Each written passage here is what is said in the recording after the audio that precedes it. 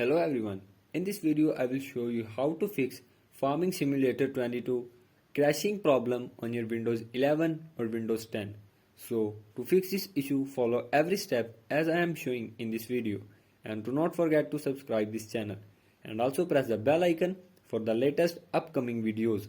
Hope so this will fix your problem and help you a lot.